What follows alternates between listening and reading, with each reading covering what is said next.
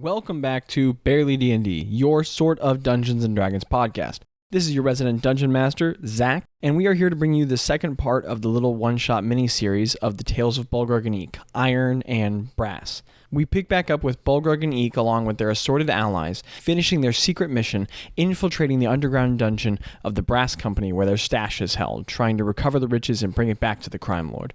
There's not a whole lot of additional fanfare or hullabaloo on this one, so we're just going to get you right back into the adventure. But if you're interested in this sort of content, these are the sort of individual and original one-shots that are present on the Patreon, so there's more information in the podcast on that. You can also go to barelydnd.com to get references for Bolgrog and Eeek, but more than anything, we appreciate you joining us for this adventure, and let's get back into the action.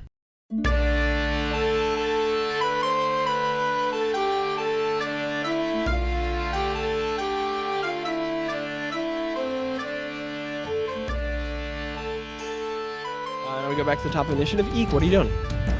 I'm not gonna do that again, and I'm gonna try to shoot one of them with my arrow. Okay, which one do you want to shoot? You have line of sight on the big one and this one in front of Dane.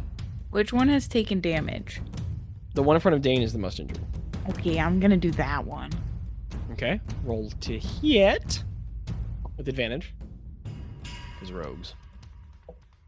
Okay. 21. 21 will hit. 21. And I can do sneak attack on each one. It's not just a one-time thing. Okay, cool. Rogues are powerful. Checking. One gun. You only get one attack as a rogue, right? Yes. She's saying on each attack, in each turn, can she do sneak attack? Oh, yes. One. I got you. 21 guns. Lay down your arms. 26 points of piercing. 26. 26. This thing has one hit point left. What does it look like as you take this thing to a centimeter of its life? Is this isn't the one that's been barbed, right? So this one's not. No, this is a fresh one. I'm just gonna, I don't know. You explain it, actually. Okay. Expert, same thing. You dart out from the rock, you hold out the crossbow, you close your eyes for some reason, and the bolt just out from the darkness, and again, just like right in one side and out the other, and you can hear it. You can hear the bolt skip somewhere on the other side of the room, and the creature turns and looks at you hissing, and then suddenly falters and falls over, almost falling to the ground, and then has to like writhe and right itself, undulating and collapsing on its own muscular structure, as you must have pierced part of whatever spine is central in its structure, if it has some, or maybe you've pierced some interior part of its nervous system. And the wild thing is, there's no big spray of gore.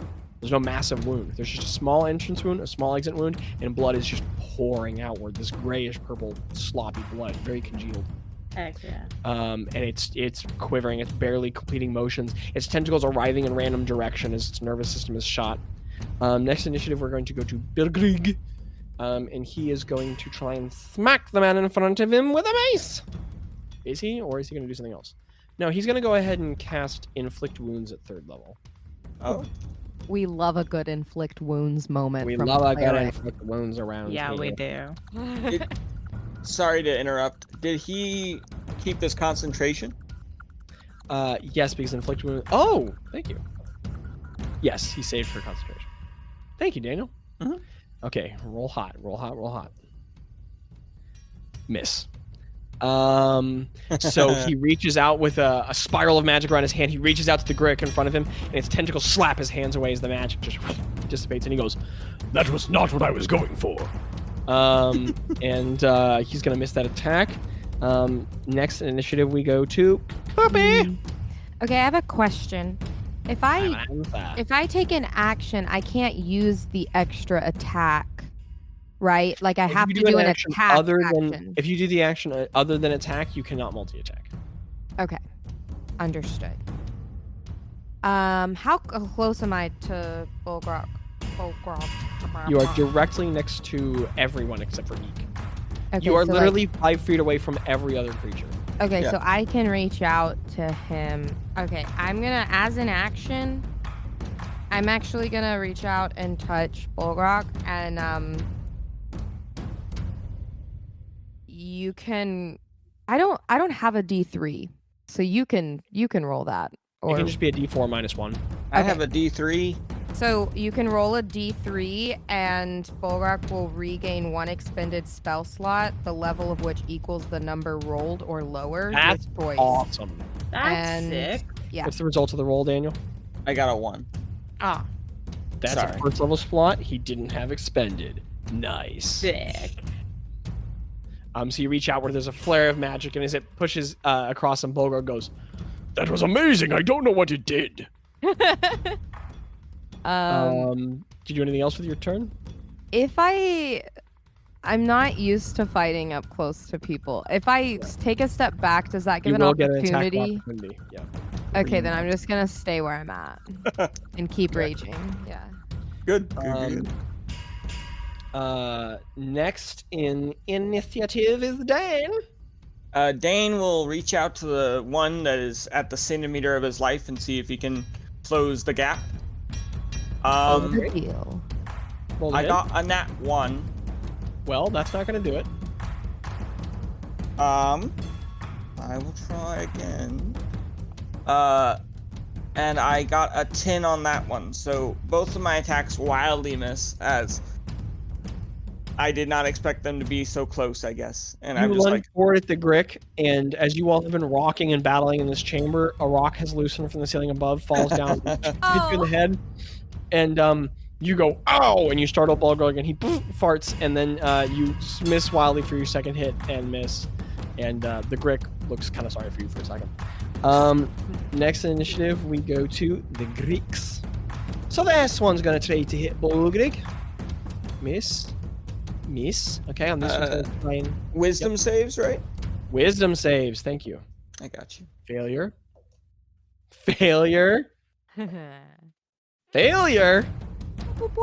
Let's roll some damage. Oh heck yeah! Oh, hickey. Yeah. It's Better roll hailing so hard right now. It's hailing? Oh my gosh. What size? I have no idea. I keep hearing my dad open the doors to like check. That's funny. There. I hate that. Okay, give me a second here. I'm doing quick maths. You're good. Maps. Okay. The Bolgrogs run around in circles and bang, bang, bang, bang, hit, and they go ba-da-da-ba-da-da-ba-da-da-ba-da-da, and they smack Gricks with buttons, and they smack this button Grick to death. Yeah. And then the one in front of Bolgrog is beaten toward within an inch of its life, and the one in front of Poppy, that giant oh my goodness, Brick. it's not a worm, it's not a maggot. Maggot. Sure. The giant maggot-like alpha Grick is starting to show some signs of damage. It's got some wounds in the front of it. And then the other one missed him twice. The other one doesn't get an opportunity at Dane. So now the alpha Grick is going to try and mess up Poppy. That's going to hit by a lot. That's going to hit by a lot. You rolled higher than It's 19? 3 attacks. No, 2. Oh, Roll twice. sorry.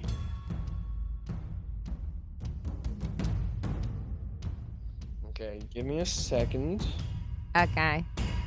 That's just going. Oh wow, that's a lot of damage. That's a lot of damage. It's all halved. It's not that much. Okay, so that's. Daniel, do you know what book is right there with the raven, the Kenku on it? It's Humblewood. Sick. Yeah. I got Oh, it shoot. here. Okay, hold on. There. That's where my subclass is coming out of it. Okay. I'm 26 points of slashing and piercing, but the nice thing is you're raging, so it's gonna get So I reduced to 13. Yeah. yeah. The huge alpha Grick reaches down, reaches around your back, and lashes at you with tentacles. And as they cut outward on your back, the huge beak tries to pierce into your chest, but there's this flourish of magic that pushes each of the impacts away and lessens on you. And somewhere out there, that one Evanescence song everyone knows plays. Love that one.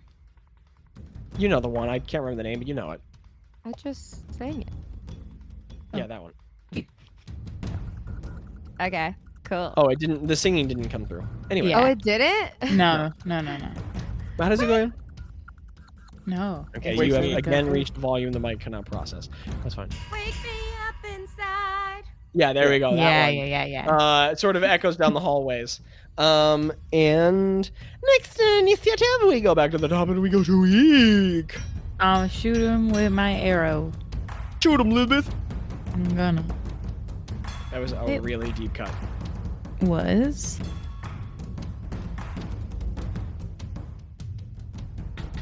$21. 21 will hit. 21. Wait, which one are you shooting? The big guy. Well, she has Sorry. line of sight on the big one. Yeah. Big dude. 21 guns. Lay down your arms. Poop in your hand. 16 points of piercing. 16 points of piercing. What does it look like if you do a bunch of damage to it? I feel like I'm gonna shoot it where it goes like right over Poppy's head, so like she can hear it, you know, like whiz by. Oh, Yeah, heck just- yeah. Yeah. That's it. That's incredible. The dart flies across and it just disappears into the Grick. Yeah. Just gets lost inside of it, and the creature just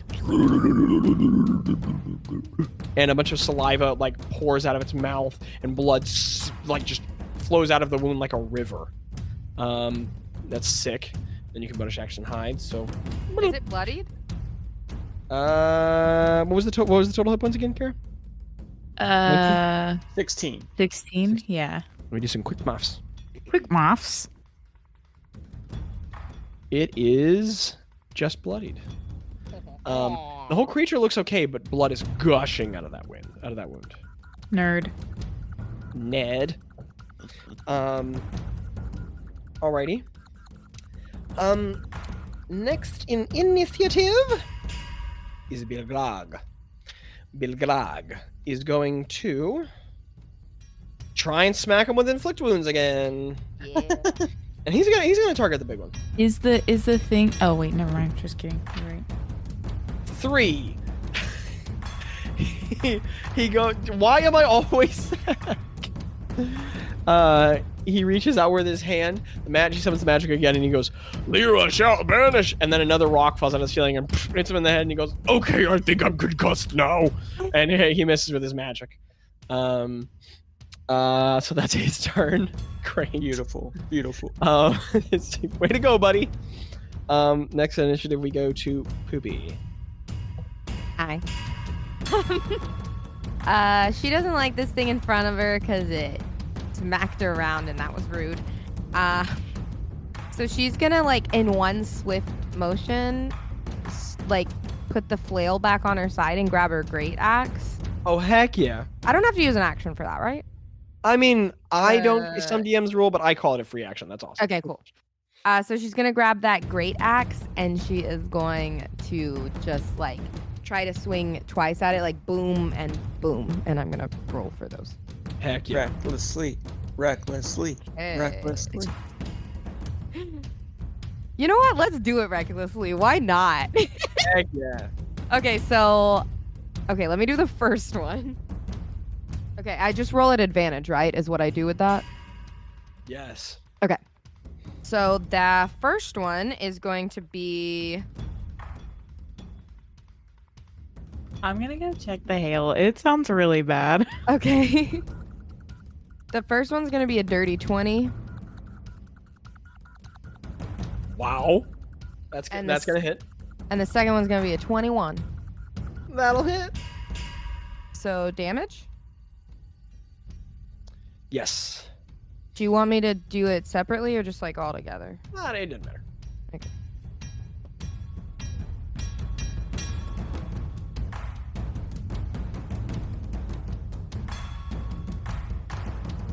Do I add the rage bonus and the attack bonus twice? Yes. Okay. Yes, ma'am. Okay, so hold on. Quick maths here.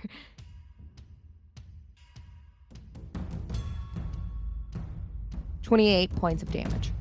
Wow. Oh my goodness. That's a ton of damage. Describe it to us as you damage. absolutely eviscerate this thing.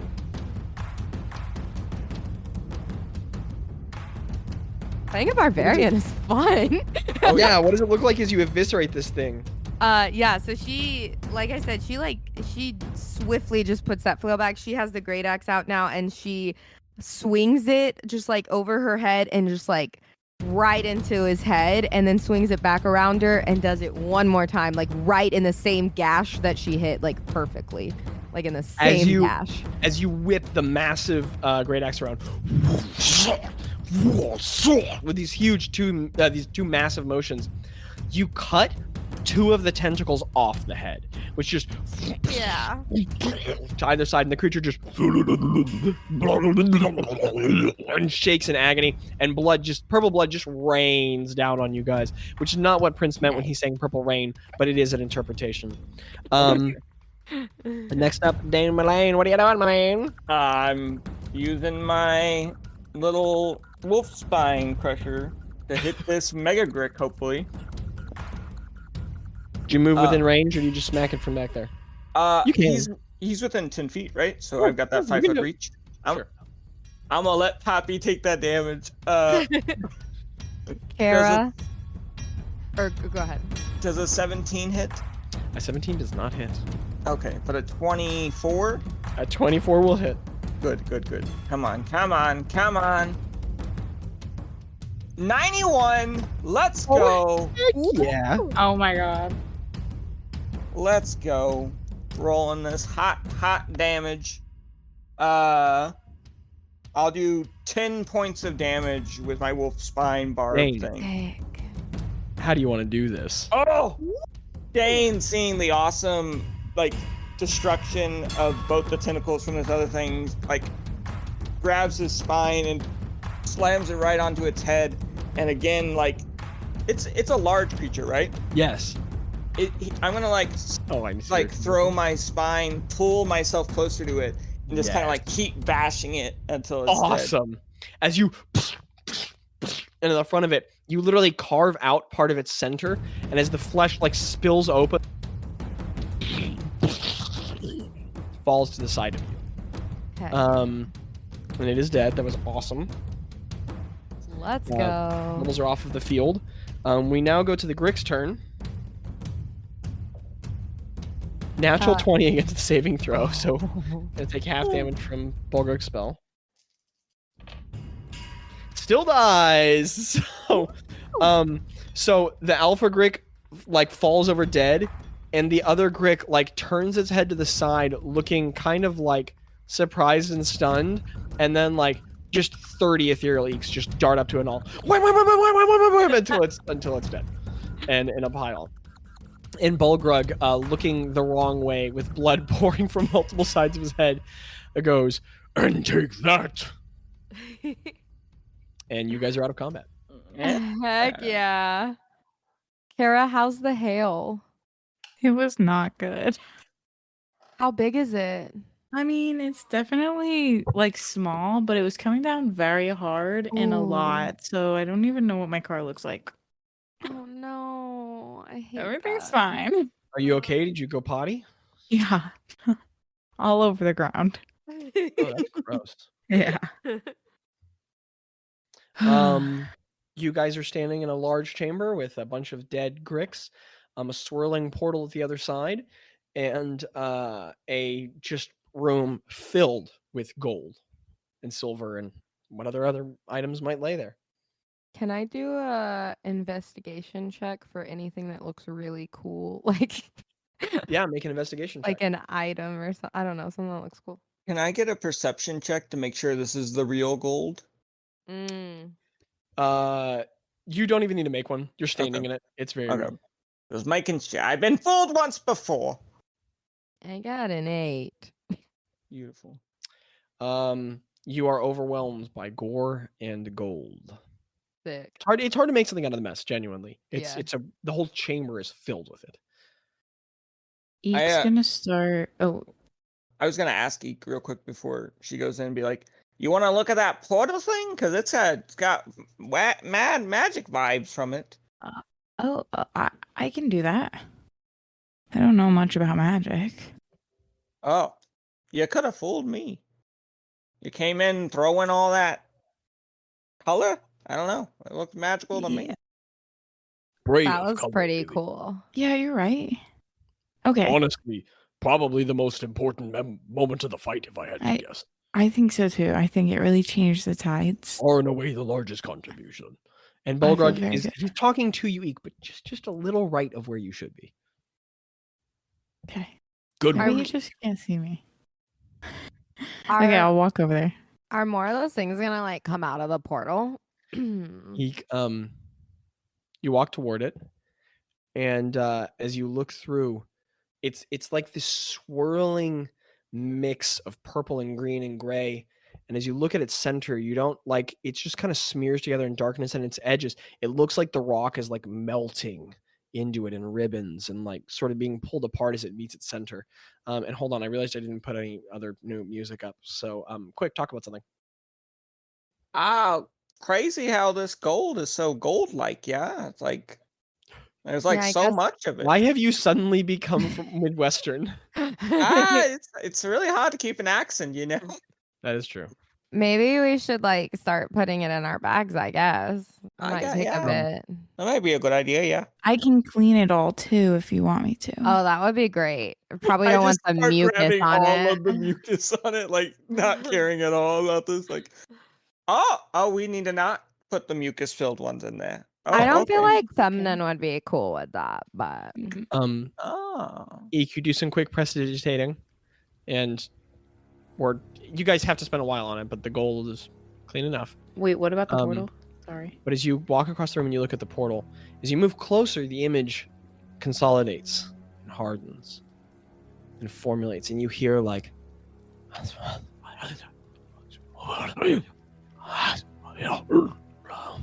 whispering all around you. And I'm going to go ahead and put an image in the reference tab. In lore and reference, I've sent an image. oh no. Oh no. That's not good. You look through the space, and what you see is an impossible swirl of colors, matter and solid object pulling up toward itself. The landscape is growing, swirling and changing. You see solid stone or metal-like material shifting and dancing as though it were living, twisting, pulling upward into large columns of strange material, making strange spires and twisted towers, but themselves that look like what seems to be a tower takes a strange curvature and dips inward and looks as though it's a tentacle, and then branches out into strange limbs, but all solid object. And as you stare at everything is still, it is all frozen. You think? Did it move? No. They are strange branches and fibers of light. A red, melting sky of clouds.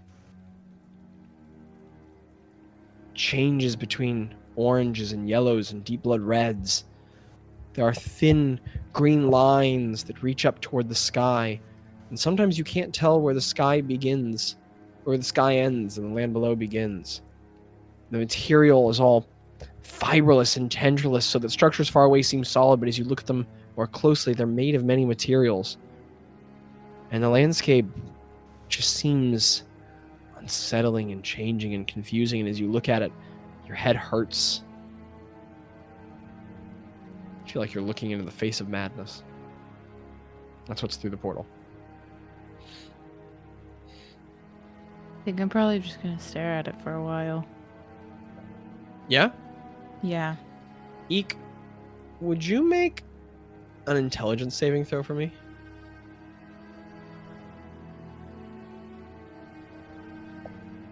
Ten.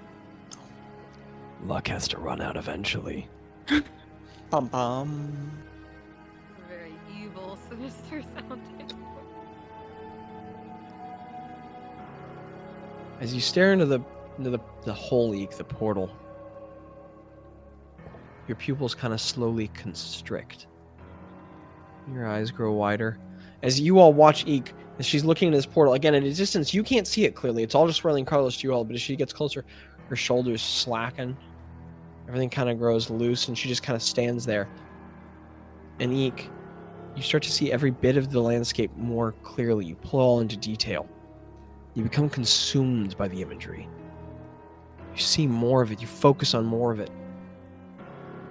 And it frightens you. You become more absorbed by it, more unable to look away. You start to hear in your mind.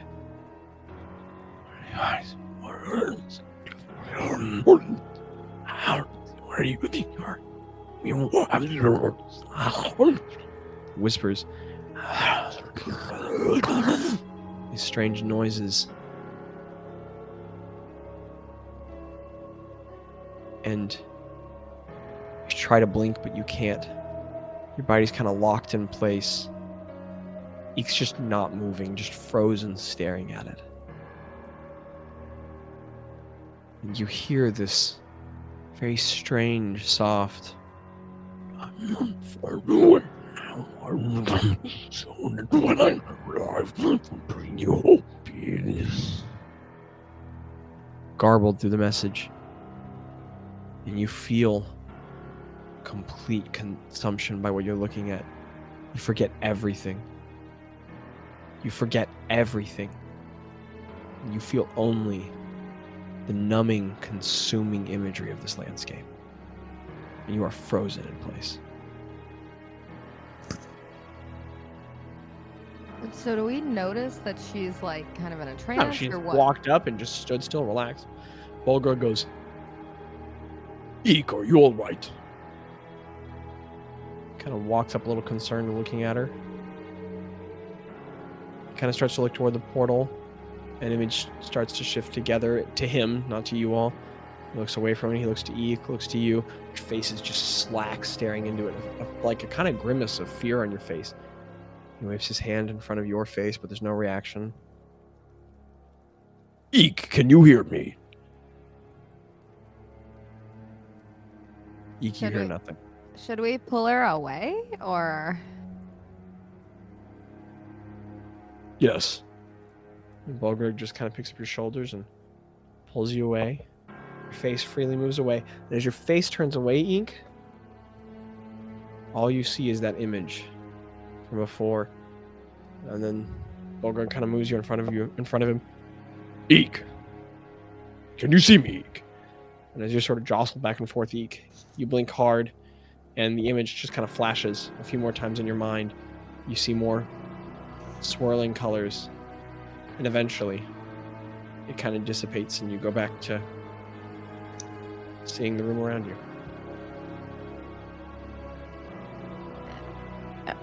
I'm okay.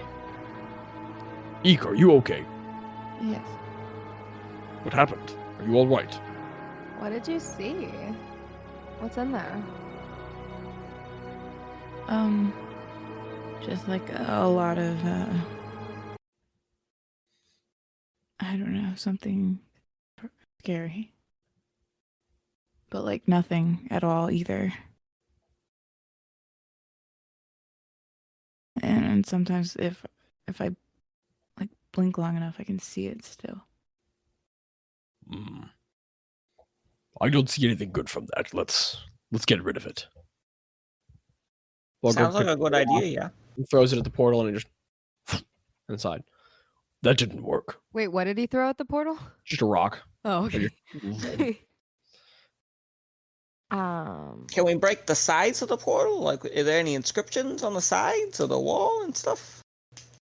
That's an interesting possibility. Bolgrog gets kind of close. And then as he gets close, he kind of shakes his head, looks away, and he looks to the edges. He looks back to you guys. The rock is melting. Is there something we should do about that, or it's melting? Like the pillars? pulling apart, or? Are there pillars on either side? Has he started to Shakes stare? his head and kind of walks away. I don't like being close to it. No, it's just part of the wall. Oh, it's like okay, Part of so the it's wall. like on the wall. Yeah, it's just okay. in the wall. Well, I'd say we get the gold and we head on out of here. I just Yeah. keep shoveling portions of the gold into my bag until it stops. Yeah, maybe Well, we just stop looking yeah. at it. Like he's a distance away now, and he keeps staring at it. Eek, I feel like we should get rid of that, but I don't know how. I agree. Anyone have any like boom boom things that explode the rock and crumble this side of the cave? I have a dead cockroach, a human skull, a compass, a blight arm. 2 more blight arms. I have 2 more diamonds. That's nice. I have a large tarp. Oh, I have a papoose. Let me know if anyone wants to ride on a papoose on the way back. I don't think I would fit in there. What if we put the tarp over it? He looks at it. He looks back to you. I don't know if the tarp is going to do it. Plus, I like the tarp. I have some faces from some lights. I have. Is there any like chalk marks around it, like Make I an saw in the investigation last check, one? Eek.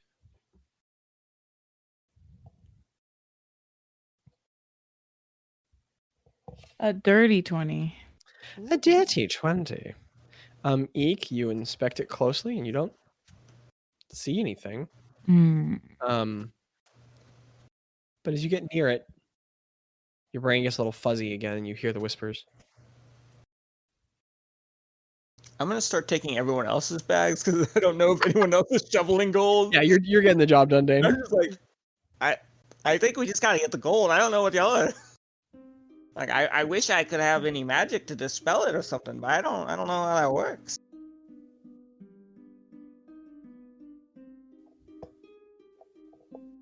Poppy Brooke is begrudgingly starts shoveling gold in, but he keeps looking back to the portal, thinking.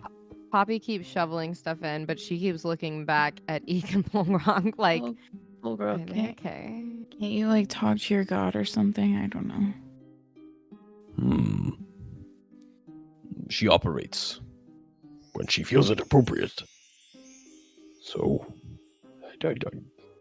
Do you guys have one of those like things? I don't remember what they're called. They're like a rock or something, and if you talk into it though, you can like talk to a friend. You guys have one of those?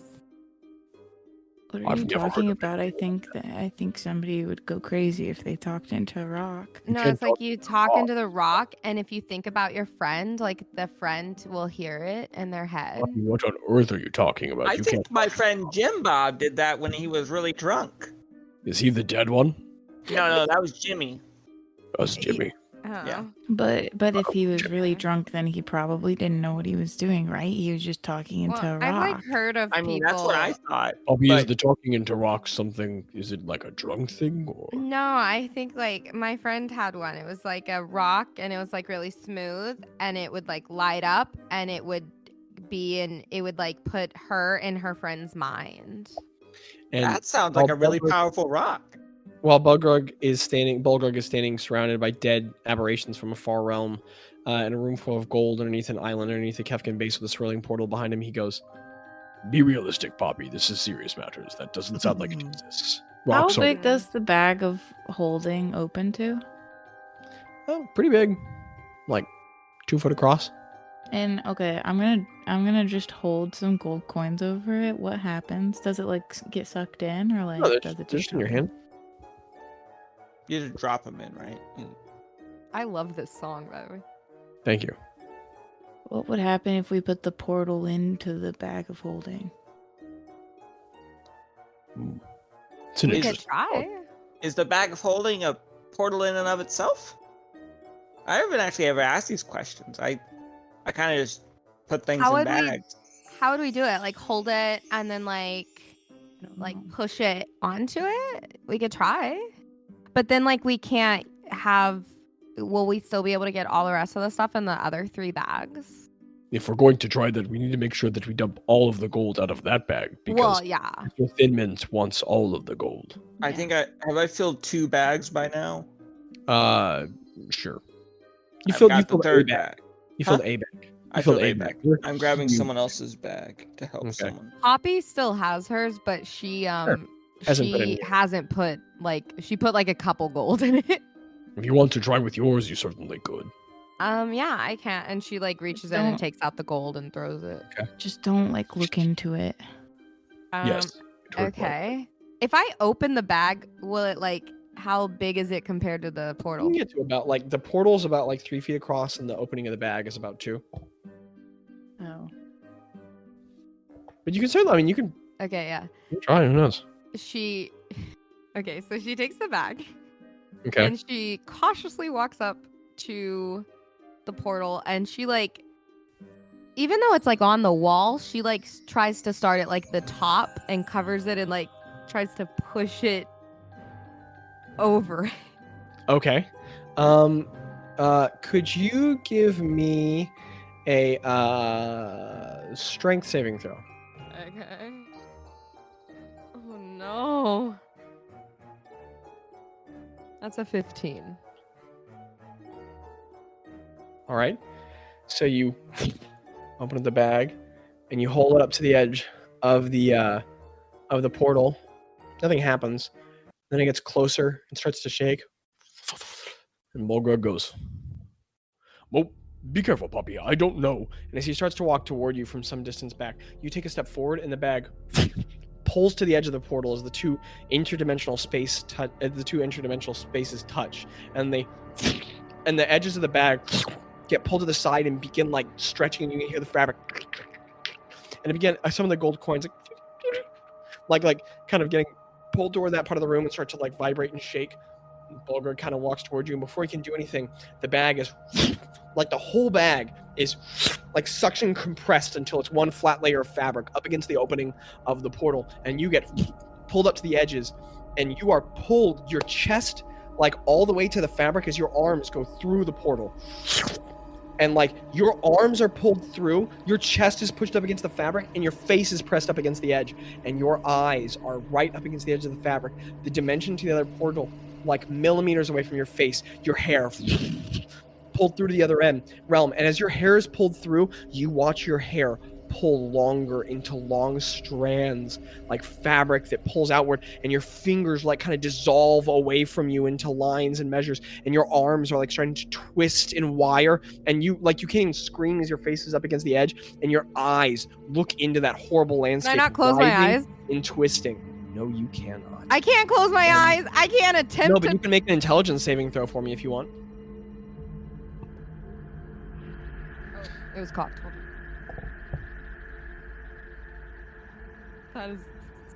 That's really not good. That's a Wait, 5. you have inspiration.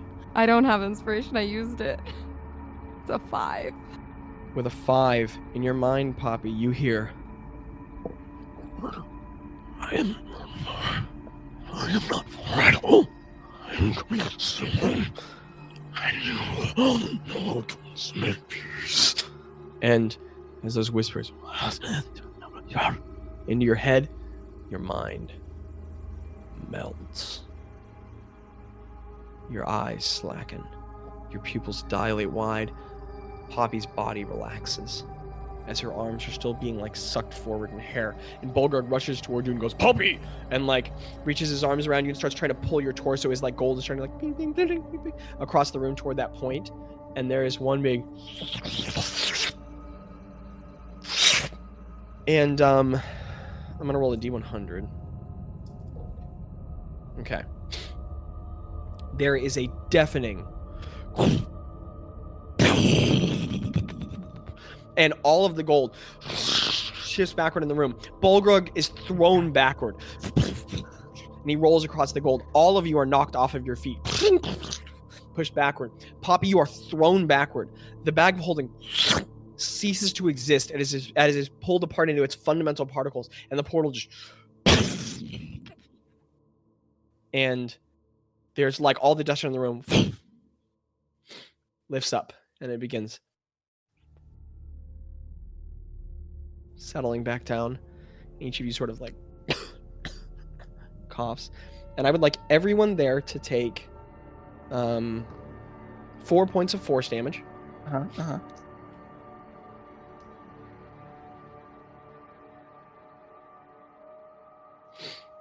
As you all blink, there's one less bag of holding. On the wall, the stone is just smooth. The portal is gone. Thank God. But where the stone in the whole room is normal, that piece of the wall, the stone is moved and swirled into strange patterns all over itself. Like not one line of mineral makes sense. It's like spaghetti on the wall. It was thrown into a blender. The bag is gone. Bolgrog like coughs and his ears are ringing. He can't hardly hear. Some of you guys are partially deaf right now. You hear the that high trill din in your ears. You blink. Poppy, you sit up.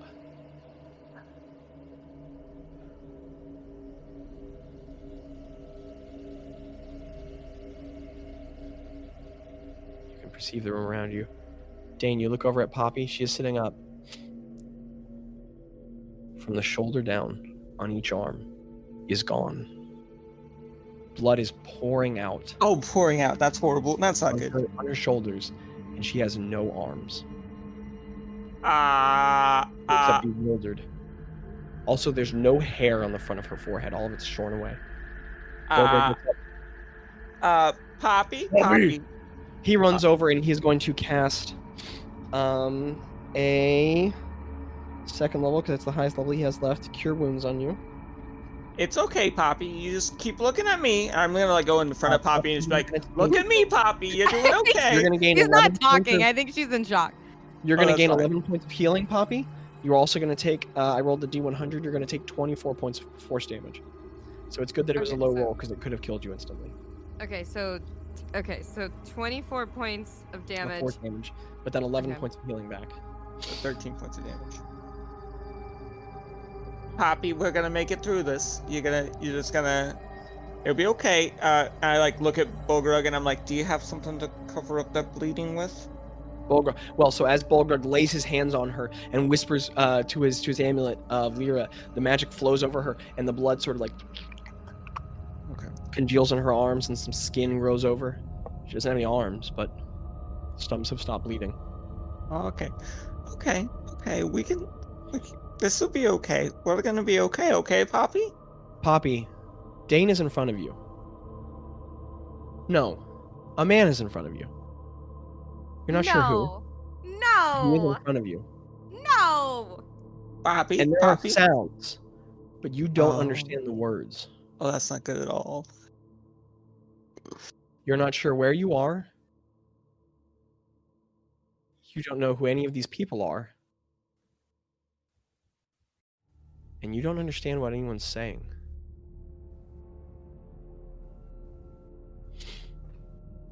Can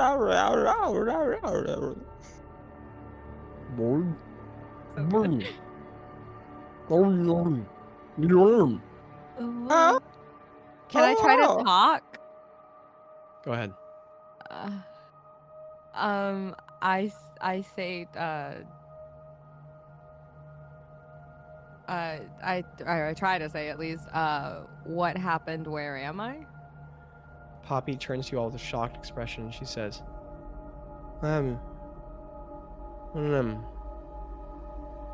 nonsense comes out. Nonsense, okay. So Poppy, now you hear out of your own ears. You don't understand what you're even saying. And you hear very softly at the edge of your ears.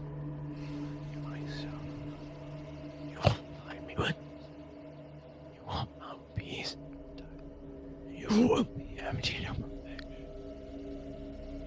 I'm gonna touch her forehead. Oh wait, you go first. I was just gonna say, are you saying something specific that I should be understanding? I don't know. Well, no, because I'm saying because I can't hear you over the mic, so I don't know if are you speaking English or not? Yeah, are you speaking English or not? Tell me if it's gibberish or not. Huh. Interesting. Okay, what about earlier? A retroactive. Zach. I don't think so. Okay, so it was. Just... You can roll a history check if you want to. I know I'm not gonna remember. You could if you didn't have an intelligence score right now of 2. Oh. Right now, you do not know your name. You do not know who you are. You do not know who anyone else here is. Excuse me, you have an intelligence score of 4. 4. God. So so much better. You also have a charisma score of 4. Oh. You also have a wisdom score of 4.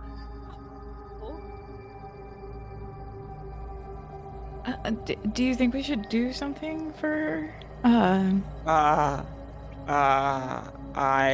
don't.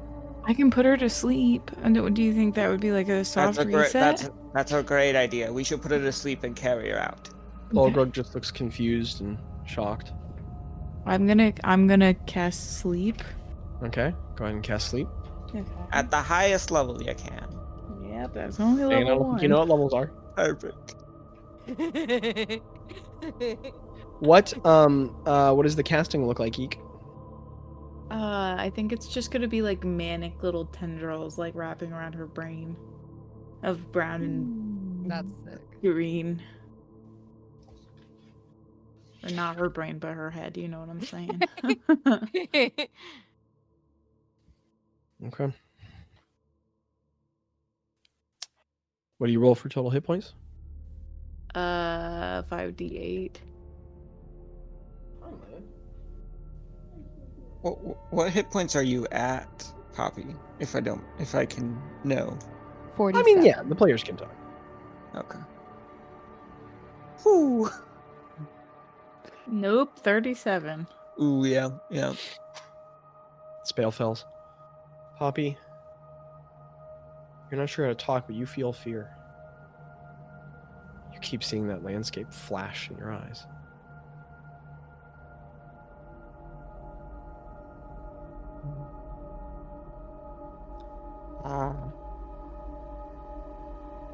The following hours are Word. not fun. Poppy remains confused, dazed. She whispers incoherently.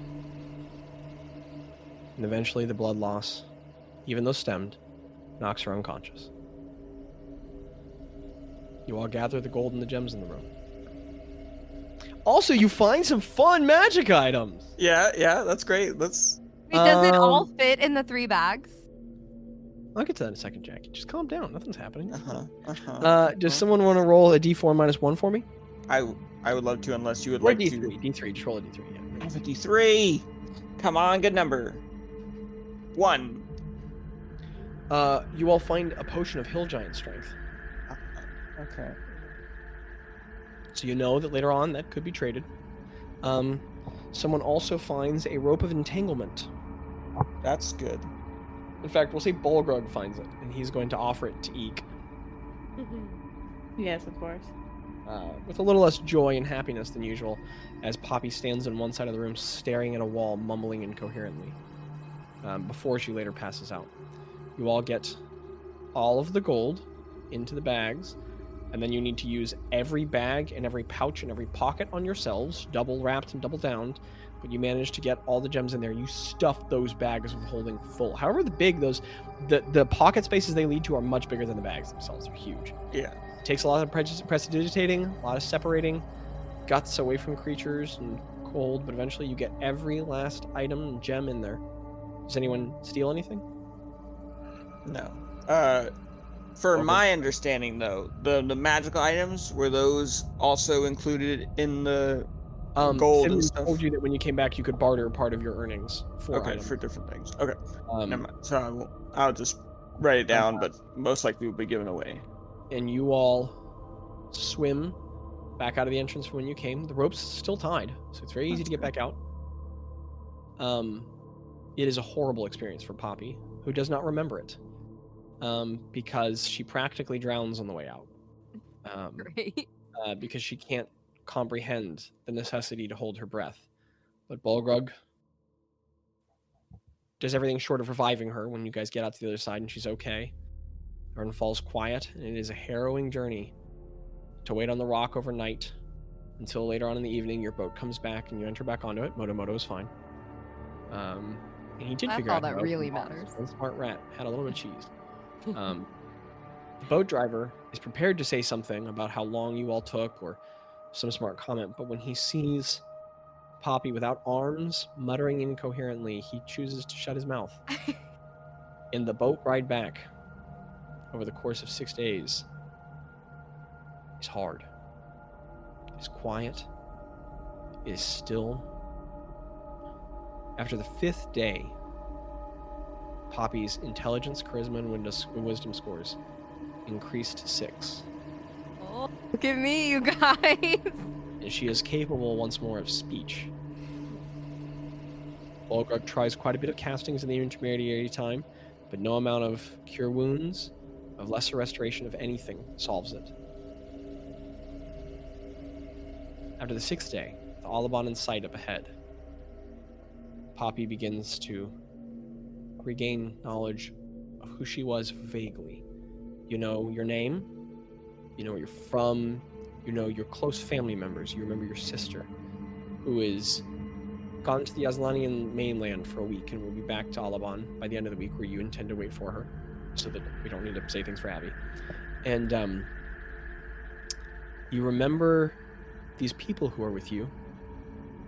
You remember that they're your constituents, allies, friends, something like that. You remember the basics of your personality, but everything else is details. In every quiet moment, there's a soft whisper that you're pretty sure you don't hear, but you couldn't swear you don't. In every alleyway you look into, every still wall you stare at, for a moment, you swear you don't see that landscape, but you couldn't be sure. We will cut back in at the morning of the 7th day, having returned with all of your booty, having dropped off none the of our bags in the middle arms. of the night to the brass chalice. All right, Kara, take your dirty inspiration.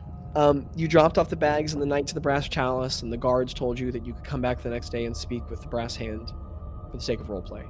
And at any point, if anyone wants to cut out early for the evening, they can. But we'll open back up with Bolgrog, Eeek,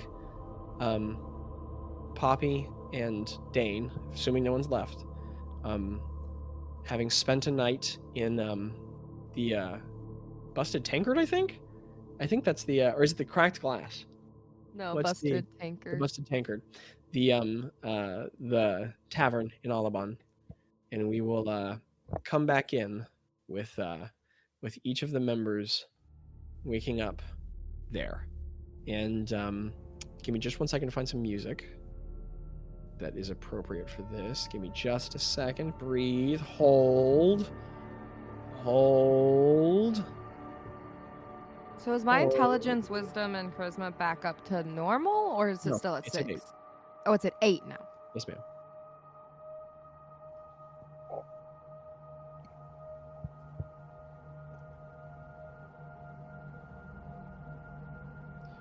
And we come back in an environment surrounded by pleasure, of which you all may or may not be feeling a great deal, a week after your ordeal at the island. And you all await about noon when you were told to return to the Brass Chalice. The Busted Tankard is filled with denizens further into the summer. Weeks after the Fungis have left, it has only increased in population, as the island is beginning to fill with trade, and the tavern is packed with people. You all have found a corner booth, stroking a truly obese Moto as he chows down on some bread. You guys have each had food, you have had mead, or water, depending on your preference at this time of morning. And you all are sitting in the booth, awaiting the noonday sun when you will go meet with them. What are you all doing? Also, Poppy, you have been getting used to life without arms. Your friends have been helping you quite a bit. And Bolgrog and Eeek have been instrumental. I can't speak for Dane, but Bolgrog and Eeek. Bolgrog has, his chipper demeanor has grown. He continues to crack jokes, but he stays by your side constantly. Yes. Is there an artificer in the town? No. In fact, you're not quite sure what an artificer is. Okay, we don't know artificer exists. Yeah, sorry. But valid question. Do other people other than artificers make like You can make a very high history DC history check for me. Because we'll decide right now you're from somewhere in the earthen balloon. Do we still have the I hands did that's not. on your? I did on not the get a weapon? high one. What'd you get? I got a 3. Okay. So Poppy, you are Bolgrog is feeding you bits of fish on a spoon if you will take them. Yeah. And you're able to sip, and music is playing around you, and you are sitting in a booth without arms. So how much? Okay, has my memory come back more of anything that happened that night, or no? You remember everything that night you remember the bag. You remember putting the bag on the portal, and you don't remember anything after that. Okay. And you don't particularly remember the boat ride back. Okay. And But I there are remember also like specific okay. details about your life you cannot recall. You remember the important things. You remember the really solid core memories. You know who the people very important you are, and you vaguely remember these 3 strangers. And you've had about 24 hours right now to talk to them.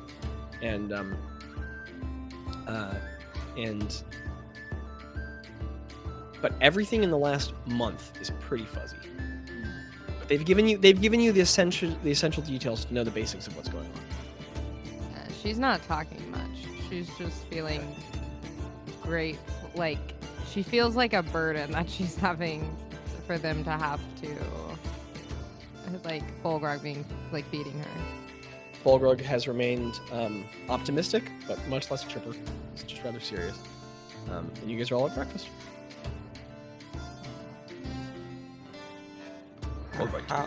How did everyone sleep?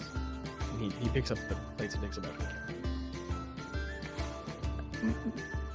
Sleep has been okay. Yeah. Says Motomoto. Mm-hmm. We've been sleeping under the bed. Yeah, I'm sure that's comfortable. I kind of just like keep awkwardly staring at Poppy, seeing if she'll talk, but knowing that she probably won't. But kind of just like, yeah, sleep's all right for me too. Yeah. Yeah. Not. Yeah. I haven't. It hasn't been like much.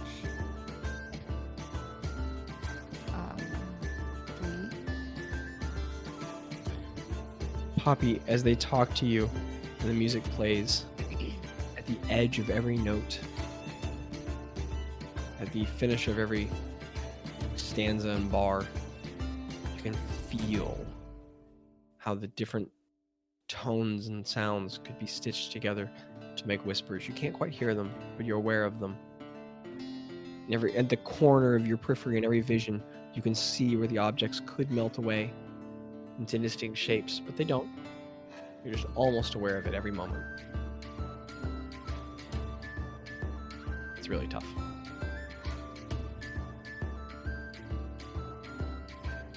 Well, what are you gonna ask for? As he like stammers and he's like, eek. I kind of like the rope. What are you gonna ask the wizard? The what? The rope? Yeah. Ah, yeah, ropes are real good. They're real helpful, yeah. I really like ropes, but also, I mean, just really anything small. I like rocks too. Well, those are good things to ask for, yeah. What are you gonna ask for? I kind of like stare into the ground and I like look up and he's like, I'm cooking something up in my mind to ask. Yeah. I don't know yet. I mean, I'm sure just a tenth of that gold would be enough to get me and Murano out of here for the rest of our lives. But gosh darn, I don't know. I just haven't figured it out yet. I kind of like drum my fingers on the table and I'm like,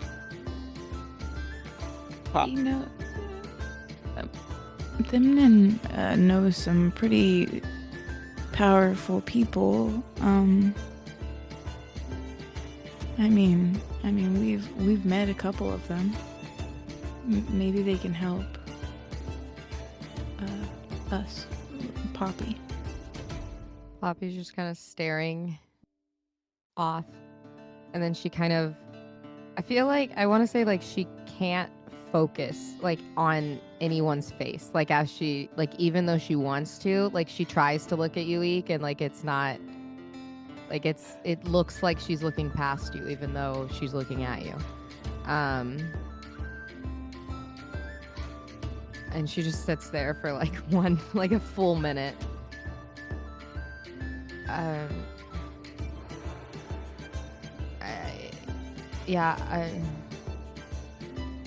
The money might help. I don't know. Like there has to be someone he knows that's powerful enough. I've never seen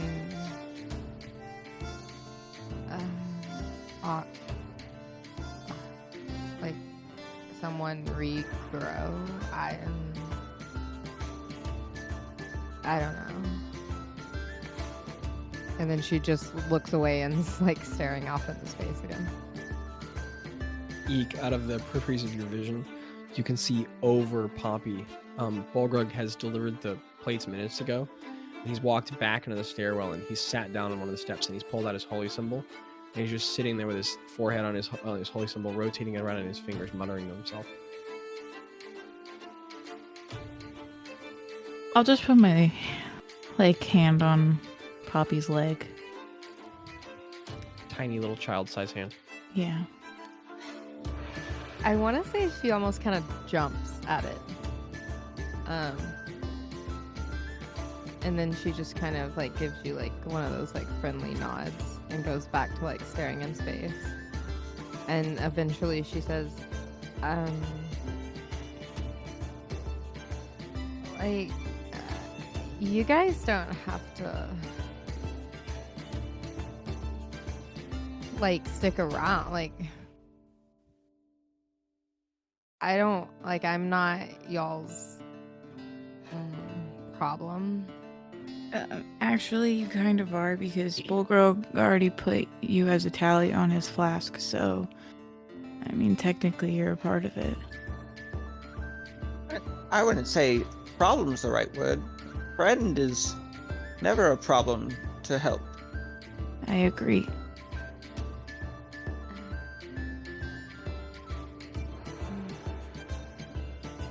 I just, like, I don't want to be a burden. But thank you. A burden what? Like flying on over the tree, or Jane, out of the edges of your vision where you sit opposite to everyone, you watch the doors to the front of the tavern kind of like crack open, and two individuals slip in, both similarly dressed, half-elven siblings in black stud leather armor, brass pins and left breast, and they're like two half-elven twins. And you know them, you met them recently. They're liaisons frequently to Thimnon. Their names are Heth and Half. One of them nods to you all as if like saying, like, he's ready for you. And then they both slip back out of the doors. I kind of get up and say, I think we're good to go to talk. About this time, Bolgrog walks back over to the table and he goes, Sorry about that, I had to settle the tab. Are we ready to go speak with Thimnon? Yeah. He just nods. All right. Well, no time to go like now. He stands up and he parts his way through the room. You all walk. Eek, you look up at the ceiling and there's still a dent from where your acrobatics routine went wrong here. Nice. You guys pass out of the front door and you walk down the street, and eventually there is a the building is hard to capture an exact description, but it is a long, still thin building. It's all wood, stained so dark that it's almost black, with very faint, lightly colored trim to its edges. And there's a single sliding door and a guard walking back and forth. And it's at the very end of this cobble, like broken road street, in this dingy little excuse for an island. You walk toward the end of it eventually. a masked individual, a tall orc lady with a crossbow on her back as you get close. She nods, and she like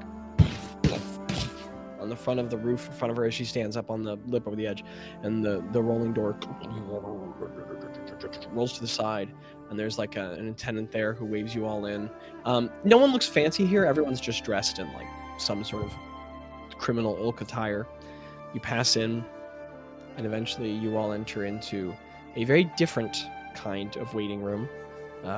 It is another sort of like pub-like area, but there's a single bar, a lot of sitting desks, chandeliers overhead, but it is quiet. There is a like a fire with irons in it at one side of the room, and an individual just standing there with a smock, some sort of like bizarrely in the middle of this like tavern waiting area. You know, Dane, as an experienced criminal, that the Brass Company, depending on rights or wrongs, will sometimes brand people here in this space. So that is over there on the side of the wall. There's a bartender, but you know, they don't address you. You all just wait, and slowly but surely, groups of individuals get up, walk to the door at the end of the room when summoned, enter, and walk back out. And slowly but surely, this room is silent. People are muttering, whispering to each other, but no one is speaking loudly. People are slowly but surely walking in and out of the room with the brass hand. And there is, at the end of the room, these two massive mahogany doors, and carved into them, inlaid in brass, is the relief of like a hand turned to the side. And there is a black, like jaguar-looking tabaxi woman with curved swords on her back and heavy studded leather armor, muscular. She stands there attending the door. She's waving people in, and your group is waiting. Do you all do anything and wait as you wait, or do you wait in silence? And we just wait in silence. Yeah, Yeah. probably silent. Do you all think that we all go in together or one at a time, or how does this work? I think we should probably go in together, right? We're all part of the job. We're all in this together, you could say. Mhm. I feel like you could say, we're all in this together, you know? I start doing weird dance motions. Yeah, you're getting it. You're getting it. I feel it. And you all wait, and you wait maybe half an hour more as different groups walk in and talk. And eventually, the lady at the door nods sternly to you all. Wait, is Yeah. it a tabaxi? Yeah. It's the same one. Well, straight across the room, and the massive doors. As you all pass in, there's a large room, tall, kind of taller than it looks from the outside, so the floors must slowly dip down in here. There's a wide mahogany desk, a single window on one side of the room, tall and thin. There is a tall-backed, crimson leather chair, two chairs in front of the desk at which people can sit, a door on one side of the room, otherwise almost featureless, dark wood, full of shadow. The only light from the room comes in from the window. And standing at the window, looking outward, the tabaxi woman walks in, closes the door behind you. She stands on one side, but standing at that window is a tall, slender, lean drow man. Some muscle on him, some thickness, but mainly quite lean. He's wearing very fine, very intricate, very well balanced and well styled, but practical looking, dark black stud leather, covered in 1,000 very, very minute and fine, almost entirely missable brass accents. He has a slight half cape on one side, a sword going down one leg, a couple of knives so well styled and integrated into the armor they almost look they look like adornments less than knives. He's standing there with his tall, well structured, edifice like face, looking out the window with long straight silver hair falling around his shoulders. And you know this to be Thimnon the Brass Hand, who hired each of you, one of the most powerful crime lords in the world. And he's looking out the window, turns and looks to you all and nods. He gestures. He looks toward the chairs, letting you all sit. Okay, Dane, you go take a seat. I take a seat. Who takes the other chair? I don't think Poppy does. I think she would just stand. I can. Okay. Eek, you have to climb up onto it, but you do. Bolgrog stands on one side of Eek. I assume Poppy in between the two chairs. And Thimnon turns, pulls out the chair, and sits down. And he says, Good afternoon. Hello. How's it? It is well, Master Ding. Before I continue in the conversation, DM, does my character know that I need to call this one Master Themden or Mr. Themden? He's very practical. He's not one to be easily flattered. From your very brief experience with him, you know him to be clever, reasonable. His legend precedes him as extremely dangerous and brilliant, but you have found him in experience so far to be quite reasonable.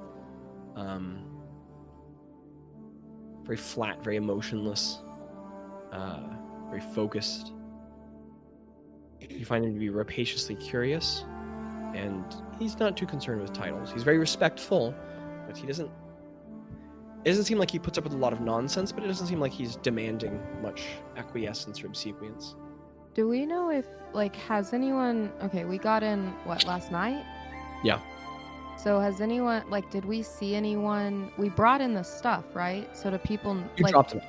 Yeah, we dropped it off, so... Do they know about, like, what happened, or...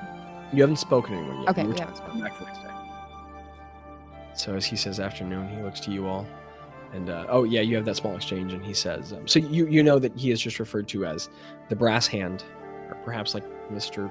Thimnen. You know, he's a faction leader, which is the highest position in the Brass Company. I say, Mr. Thimden, we're all here and accounted for. Awaiting your gracious words. He just looks over all of you for a second, kind of drinking in your imagery. I have counted my gold. I have taken inventory of my precious gems. Every item, every artwork is present. You might imagine that this is a simple task, but it would not have been the first time that someone denied what they promised. And from what I can see, He looks to you, Poppy, and he says, the effort seemed perilous. I must confess to you all, I lied to you.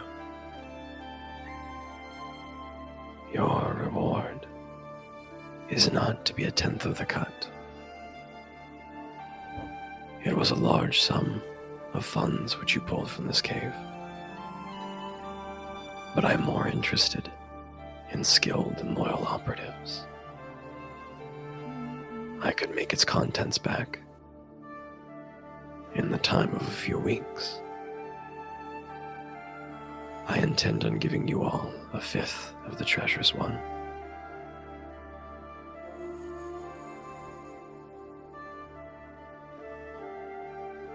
A rounded total, for the sake of simplicity in math, unless you request more exact numbers, was 45,000 gold. Your cut is 9,000. I assume to be split 4 ways among you. and Bolgrog sort of interjects and says, "You can make it 3. Eeek and I split money, if that's okay with everyone else." I have no objections. So, Poppy just nods. nods. Thimnen continues and says, That is to be 3,000 gold paid out to each of you then. and the Tabaxi woman walks over with scales and begins divvying out bags of golds previously allotted. She makes some adjustments over the course of you speaking. There's a lot of clinking and clattering of coins as she counts quietly, and eventually 3,000 gold is separated into 3 bags, which is being ready to be handed to you. And he continues and he says, What's more, Each of you has earned the right to select an item from my hoard. I have prepared a number. And he like opens a drawer at the side of his desk, pulls out the potion of Hill Giant Strength, the rope of entanglement, iron bands of Bilaro, and a knife you all have not seen, and he closes it.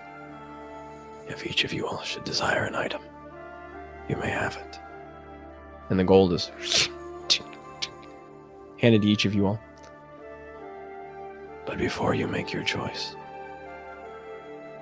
each of these items may be exchanged instead for a favor of reasonable worth. What do you desire? I'm gonna let Eek and Poppy desire first, and then I will go last. Is there any way you can help my friend? And I look over to Poppy. I assume they speak of you.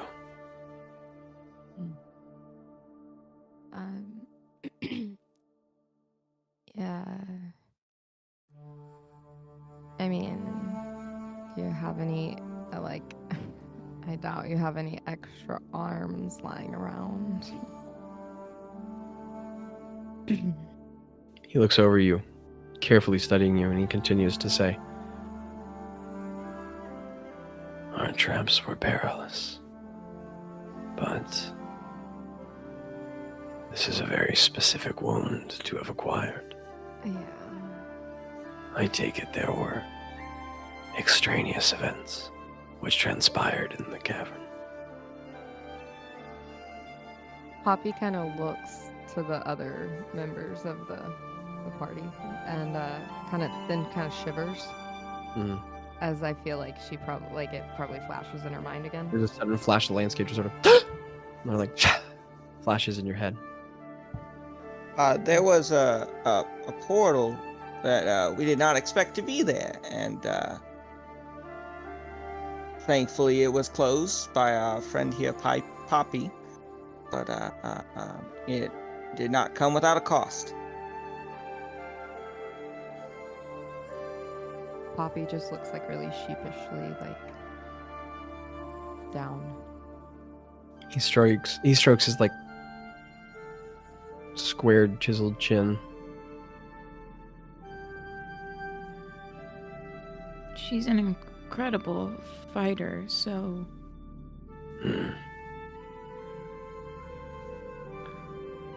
Poppy, correct? Yeah.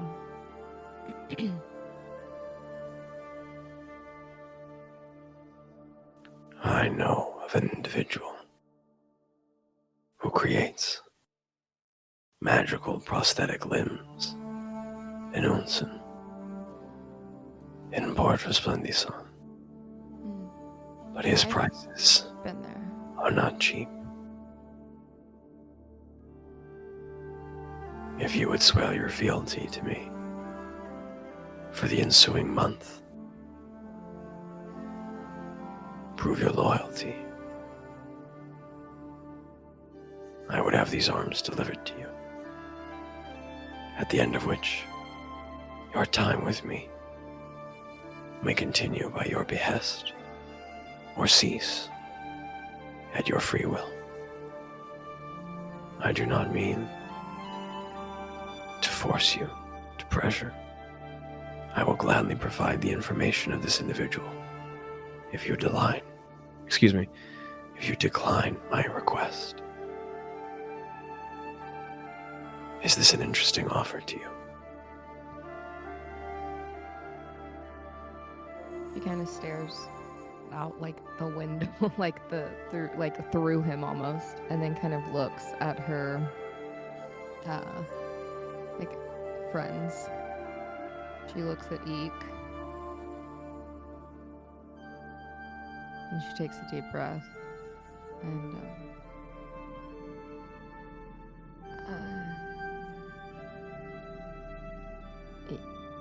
Yeah. I mean, I honestly, that sounds really good, I think.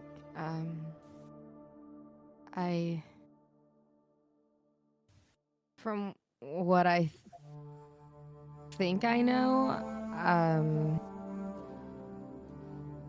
like doing this is all I ever really want to do. So to be able to be like whole again and have that might be pretty nice. Excellent. Yeah, it's a deal. Just an additional thing, respectfully. I Yes, think that Missy.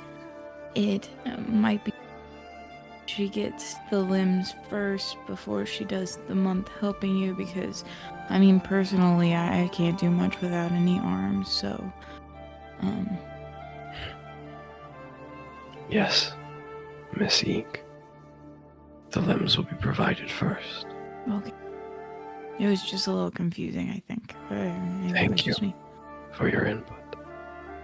A reasonable suggestion. Poppy, like, sheepishly, like, for the first time you've seen, like, it's not much, but it's, like, the tiniest of smiles to eat. The arms will be delivered. Each of them is worth 1,000 gold. I will consider them the worth of your service for the next month. When they arrive, your service may begin. Please remain in these premises for more orders. That sounds fair.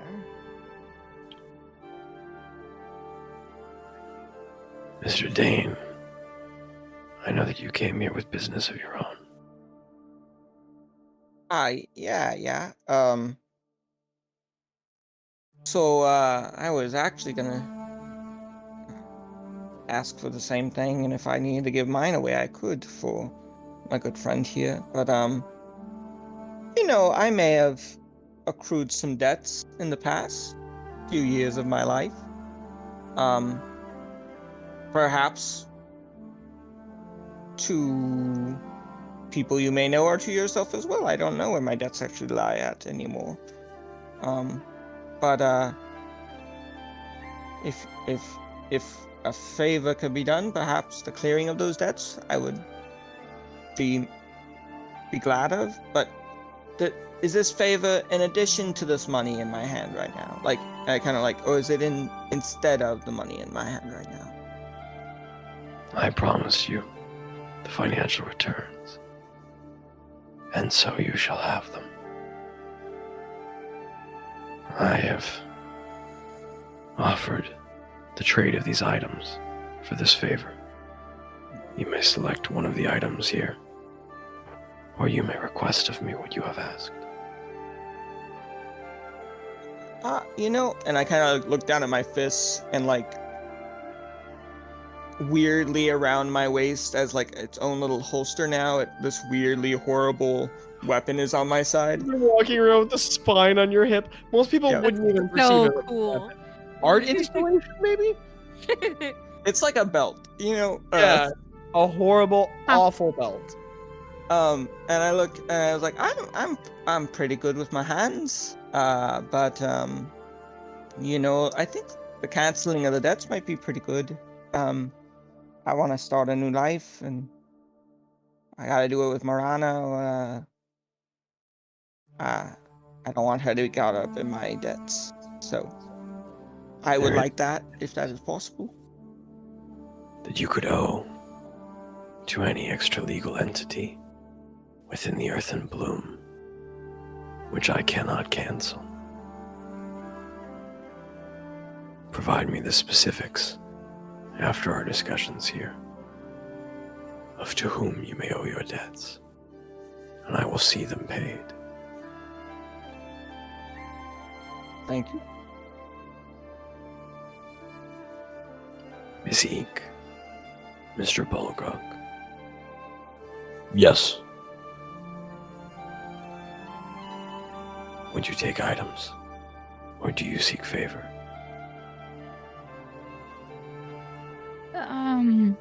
What Oh. do you think? Oh, I don't know, Eeek. I know you like rope. I see rope there. Yeah. Rope is always tempting. Yeah. I also see shampoo in that bottle, What's shampoo? but I do not have any hair, so that's probably not important.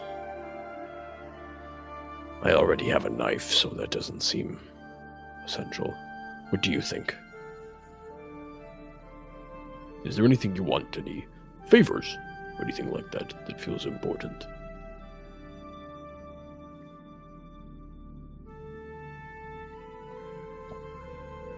I mean, I think I am good, but I don't want to pressure you.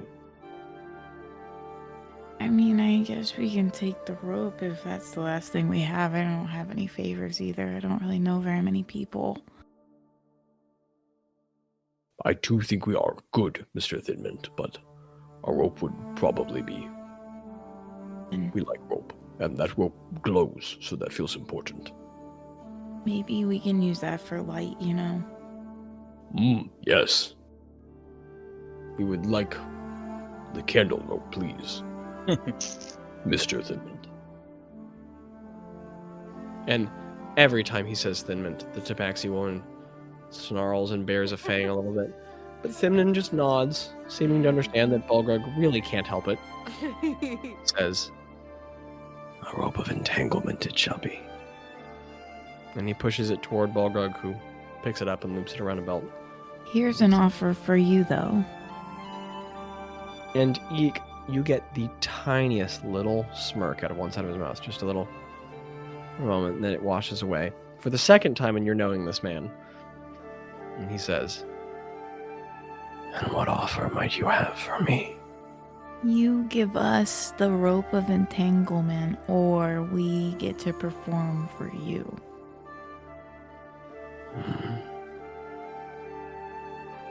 As strongly as I desire that performance, my desk drawer should be emptied. Okay. Well, if ever you want it. It's I'd getting want- pretty good.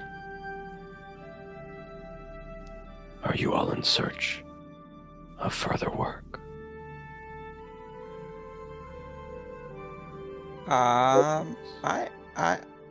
If you'd have me in our little meeting, maybe we can talk about that. But I want to see how much life I can live with my lady first.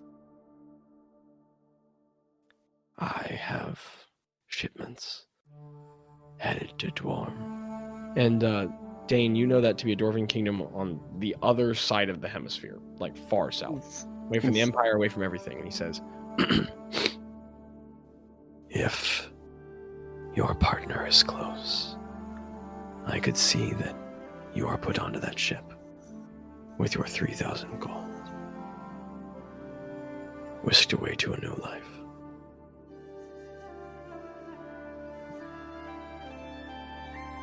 That might be a good idea. I'll ask her when I'm done here. We can speak more tomorrow. Bolgrog Eeek. and Bolgrog looks at you, Eek.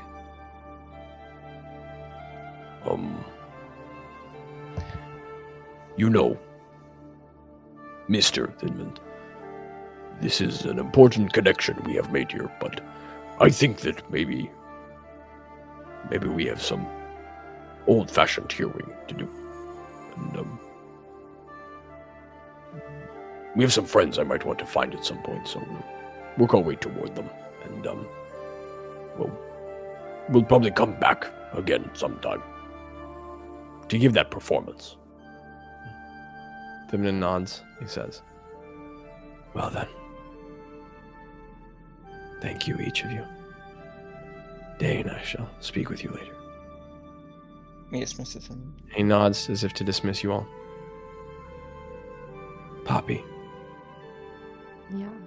would you remain for a moment? Yeah, of course. And the Tabaxi woman ushers Bolgrog and Eek and Dane out with their I feel like it would have taken me a moment to realize that that's what's happening.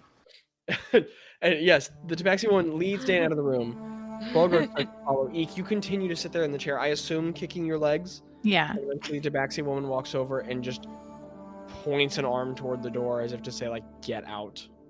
I'll just like duck my head like I'm so Okay. sorry. Out of the room. And the last moment of the episode will be here.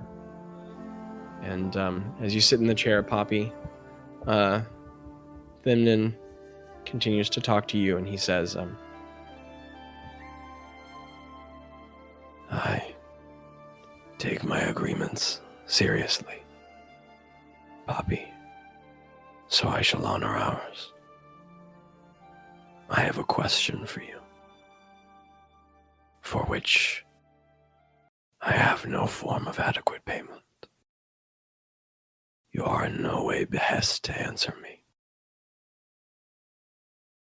But tell me, what did you see in that portal? and that's where we'll end Iron and Brass. Patreon listeners, thank you for tuning in. Jackie, Kara, Daniel, any final thoughts for the people at home, the weirdos? Yeah, what the heck was the portal? Yeah. Find out next time. Find out next time on Phineas and Ferb. That's Also, definitely not a Phineas and Ferb episode. I want Zach to now do Poppy's voice and have the double amputee brass company person Oh somehow my goodness, this is an NPC for the fun guys. somehow get into with the fun guys. Oh my goodness, guys. Well, patrons, thank you for listening. Y'all's is awesome. I don't know what order I'm going to release our one shots in, but I think I'm going to put this one out before another one we recorded recently with Colton. So we have a lot of sick stuff in the works. We probably need to do another third watch soon, but we've first of all, I mean, the campaign episodes have been awesome, have they not? Thank you guys for your patience with my extremely marginal editing. 72 was kind of rough in some spots, but 73 is a lot better, and 74 is the best I've edited any episode. It sounds great, I think. We've got some Patreon shorts coming out. I'm making some. I'm going to make. I have no promises on time frames, but I'm going to make some songs out of bizarre audio clips I've pulled from players and episodes. No. Ridiculous. Including a compilation of oopsie poopsies, and that doesn't mean anything to you all because I cut those out of the podcast. But you're gonna figure out what they are. So all sorts of good stuff coming. And if you've enjoyed this one shot, there are more. We're really gonna be bringing your money's worth on the Patreon. If you have people you like this podcast, please tell other people about it. If you so desire, feel free to. You don't need to be weird or try and sell anything to anyone, but if people are interested, let them know about the Patreon.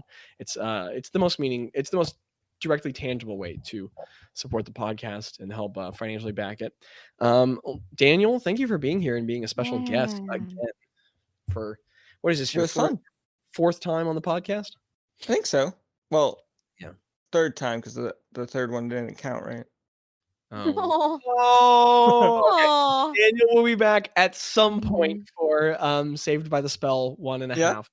I have to say I'm always honored to play with Daniel and Kara, especially together because you guys are such like veteran players and I still feel like a little baby player, and y'all's knowledge of this wonderful game that we play is astounding every time I play with you. So I appreciate that. I feel the same way, but towards y'all too.